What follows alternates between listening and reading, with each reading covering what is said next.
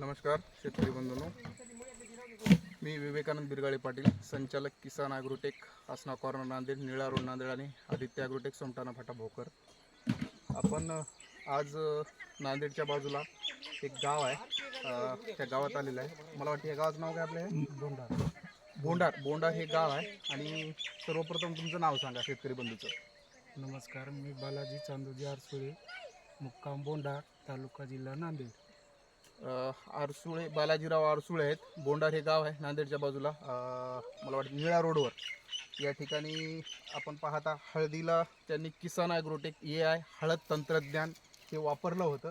आणि मला वाटते आमचं हे तंत्रज्ञान तुम्ही फार उशिराही सुरू केलं होतं, ऑगस्टपासून सुरू केलं होतं, म्हणजे पूर्वीपासूनही नव्हतं. तरी तुम्ही आज यांची तंत्रज्ञान पूर्ण वापरून काय आजच्या लेवलला हळदीची पोझिशन आहे, हळदीची पोझिशन हे बघू शकता. हे बघू शकता, हे जे माल निघालेला आहे त्या पद्धतीनं हे पूर्ण हे बघू शकता. हे हळद किती होती तुमची पूर्ण इथं? 1 एकर हळद होती. 1 एकर हळदीचा तुम्ही इथला याचा पुरा असा ढग बघू शकता. मिनिमम एक 30 ते 35चा आपल्याला ॲव्हरेज आहे सारखा. आता हे वाळूंचा हे आहे. आणि ही सर्वात महत्त्वाची गोष्ट आहे, हळद जी वाढलेली आहे, ही हळद बघू शकता तुम्ही कशा प्रकारे वाढलेली आहे. आणि सर्वात महत्त्वाची दुसरी गोष्ट आहे, याचा जे गर आहे ते गर पहा. ही सर्वात महत्त्वाची गोष्ट आहे. ही सर्वात महत्त्वाची गोष्ट आहे की याचा जो गर आहे, ती गर कसा झालेला आहे. दुसरी महत्त्वाची गोष्ट, या ठिकाणी आपण याला ट्रीटमेंट केव्हा सुरू केली होती? पुन्हा तुमची ट्रीटमेंट ऑगस्टमध्ये सुरू केली होती. मला वाटते फुटव्याची पण संख्या याला काय बरोबर नव्हती. फुटवे नव्हते जवळपास. फुटवे नव्हते तर आपण फुटव्यासाठी त्याला आल्बर्ट, ते छोट्या छोट्या बॉटल्या आहेत, आल्बर्ट फर्स्ट, आल्बर्ट 2, रिमोट, या सगळ्या गोष्टीचं काय केलं होतं की त्याला फवारणी केली होती फुटवेवाढीसाठी. आणि त्याच्या माध्यमातून फुटव्याची संख्या किती दिवसाला वाढली? 10-12 दिवसाला स्प्रे केल्याच्यानंतर 10-12 दिवसाला फुटव्याची संख्या वाढली. त्याच्यानंतर मला वाटते आपण याला फ्लोरटेन किट पण वापरली होती. जीवाणू किट जी होती, 10 बॉटल्यांची जी किट होती ती किट वापरली. पुन्हा 10-30-30, 17-44 हे जे ऑक्साईड फॉर्म मधले 2.5 किलोची जी ग्रेड होती ते ग्रेड वापरली. पुन्हा मोठे ग्रेड का आपण त्या ठिकाणी वापरले नव्हते. आणि त्याच्यानंतर जेव्हा याला बुरशी लागली त्यावेळेस आपण ट्रायकोडर्मा व्हिरिडी, त्याच्यानंतर मेटारायझियम असेल, ह्या सगळ्या गोष्टीचा वापर करून आज पाहू शकता की आज जे रिझल्ट आहे हळदीला, की कशा प्रकारे हळद झालेली आहे. जसं आता कुठली हळद काढा तुम्ही, याच्यातली हे बघा, हे कुठलाही माल काढून तुम्ही बघू शकता.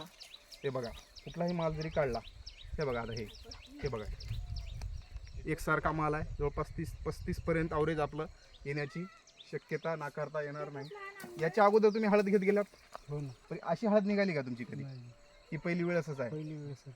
आता काय वाटते तुम्हाला, पुढच्या वर्षी आता किती हळद लावणार आहात? या येणाऱ्या सीझनला 1 एकर, अजून 1 एकर हळद लावणार आहात, बरोबर आहे. तर किसान ॲग्रोटेक या तंत्रज्ञान जेव्हा तुम्ही वापरलात त्याच्याबद्दल तुमचं काय मत आहे? म्हणजे सरनं आम्हाला ऑगस्टपासून योग्य जे आपल्याला लागते तेच औषध दिलेत.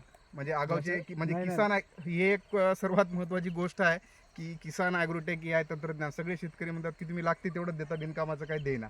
बरोबर, ते मेन आपल्या शेतात येऊन जे लागते तेच म्हणजे फील्ड करून तुमच्या याच्यामध्ये जे काही लागते ते बघितलंय, बघून जे काय लागते तेवढंच देण्यात आलेलं आहे, बरोबर. म्हणजे आगाव भोर्दंड खर्च सुद्धा तुम्हाला लादल्या गेलेला नाही.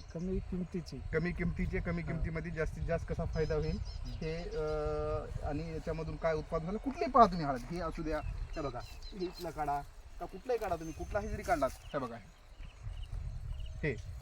तर हे किसान ॲग्रोटेक AI तंत्रज्ञान हळदीचं पण आहे आपलं. किसान ॲग्रोटेक AI तंत्रज्ञान केळीचं पण आहे, ऊसाचं पण आहे, टरबुजाचं पण आहे, पपईचं पण आहे आमचं किसान ॲग्रोटेक AI तंत्रज्ञान. तर त्या माध्यमातून आता पुढे चालून यावर्षी जसं 35 पर्यंत गेलेलं आहे, त्या पुढच्या वर्षी आपल्याला टार्गेट ठेवायचं आहे की 40 क्विंटलपर्यंत आपल्याला हळद कशा प्रकारे काढता येईल. आणि पुढच्या येणाऱ्या खरीपच्या सीझनसाठी तुम्हाला आम्ही हार्दिक शुभेच्छा देतो. आणि तुमची मेहनत आहे, तंत्रज्ञान किसान ॲग्रोटेक आहे, AI तंत्रज्ञान हळद, परंतु मेहनत शेवटी तुमची आहे. तुमच्या मेहनतीचं फळ तुम्हाला आज भेटलेलं आहे. आणि त्यांच्या चेहऱ्यावरले जे हास्य स्मित आहेत हेच त्यांचं सक्सेस आहे, किंवा आमचं सक्सेस, आम्हाला जे सक्सेस म्हणता येईल ते सक्सेस हे त्यांच्या चेहऱ्यावरले जे हास्याचे स्मित आहेत तेच आमच्यासाठी सर्वात मोठी अचिव्हमेंट आहे. बिझनेस हा व्यवसाय कमी जास्त होत असतो, हा दुसरी गोष्ट आहे. आणि त्यांचं जे समाधान झालेलं आहे ते सर्वात मोठं समाधान आहे. धन्यवाद वेळ दिल्याबद्दल.